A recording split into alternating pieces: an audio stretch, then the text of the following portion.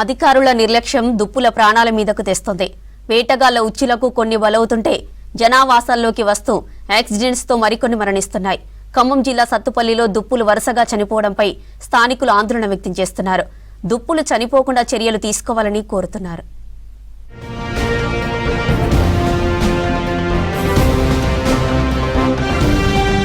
ఖమ్మం జిల్లా సత్తుపల్లిలో దుప్పుల మరణం కలకలం రేపుతోంది. ఏజెన్సీ ప్రాంతాల్లో వేటగాళ్ల ఉచ్చులతో పాటు విద్యుత్ తీగలను అమర్చడంతో ఏటా పదుల సంఖ్యలో దుప్పులు చనిపోతున్నాయి.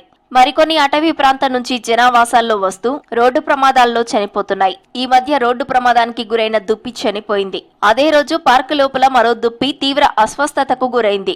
దీన్ని చూసిన మార్నింగ్ వాకర్స్ అధికారులకు సమాచారం ఇచ్చారు. పశు వైద్యాధికారులు సకాలంలో వైద్యం అందించడంతో ప్రస్తుతం పరిస్థితి మెరుగైంది. 3 ఏళ్ల కింద స్థానిక వేంసూర్ రోడ్లో 350 ఎకరాలను నీలాద్రి అర్బన్ పార్క్ గా ఏర్పాటు చేశారు.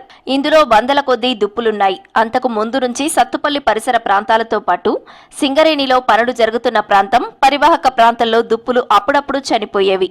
ఇందులో కొన్ని వేటగాళ్ల ఉచ్చులకు బలయ్యేవి. మరికొన్ని వీధి కుక్కలు వెంట పడటంతో తీవ్ర గాయాలై చనిపోయేవి. చుక్కజింకలు ఇవన్నీ మరణించడం సహజంగా జరుగుతుంది. రోడ్డు మీదకి వచ్చి కూడా యాక్సిడెంట్ పాలవుతున్నాయి. గత మధ్య తుమ్మలేశ్వర గారు ఫారెస్ట్ అధికారుల చొరవతో 6 అడుగుల ఫెన్సింగ్ ఏర్పాటు చేసినా కానీ అవి తక్కువ హైట్ ఉండటం వల్ల మళ్ళీ యథావిధిగా కుక్కలు వెంటపడటం, అవి జింకలోనే బయటకు రావటం, రోడ్డు ప్రమాదం బారిన పడటం, చనిపోవడం అనేది జరుగుతుంది అనమాట. ఈ ప్రమాదాలను అరికట్టాలంటే మళ్ళీ అధికారులు ఒకసారి దృష్టి పెట్టాల్సిన విషయం ఎంతైనా ఉంది. పార్కు నిర్మించిన తర్వాత ఏటా దుప్పులు మరణిస్తున్నాయి. దుప్పుల రక్షణకు సింగరేణి ఆధ్వర్యంలో ఫెన్సింగ్ ను ఏర్పాటు చేశారు. అయితే వీటి ఎత్తు 6 అడుగులు ఉండటంతో దుప్పులు ఎగిరి బయటకు వస్తున్నాయి. ఎత్తు 10 అడుగులు ఉంటే దుప్పులు బయటకు రాకుండా ఉంటాయనే అభిప్రాయాన్ని స్థానికులు వ్యక్తం చేస్తున్నారు. చుక్కల దుప్పులు అవి ఈ మధ్య ప్రమాదానికి బాగా గురవుతా ఉన్నాయి. ఎందుకు అంటే ఈ ఏటీఆర్ కాలనీ సైడ్లో ఉన్న వాళ్ళు ఈ చెత్త చెదారం తెచ్చి చేస్తుంటే దాని ఆహారం కోసం అది వచ్చేసి ఫెన్సింగ్ కూడా దూకేసి అవి వచ్చి ప్రమాదానికి గురవుతూ ఉన్నాయి. దుప్పులు చనిపోకుండా వాటిని సంరక్షించడం కోసం అధికారులు చొరవ తీసుకోవాలని నేను కోరుకుంటా ఉన్నాను. పార్కుకు దక్షిణం, తూర్పు వైపు మెయిన్ గేట్ వరకు గతంలో ఫెన్సింగ్ ఏర్పాటు చేశారు.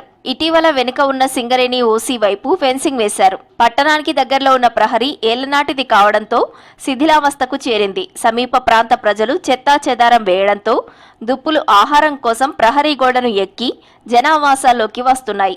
ఆ తర్వాత ప్రమాదాలకు గురై గాయాల పాలవడం కామన్ అయిపోయింది.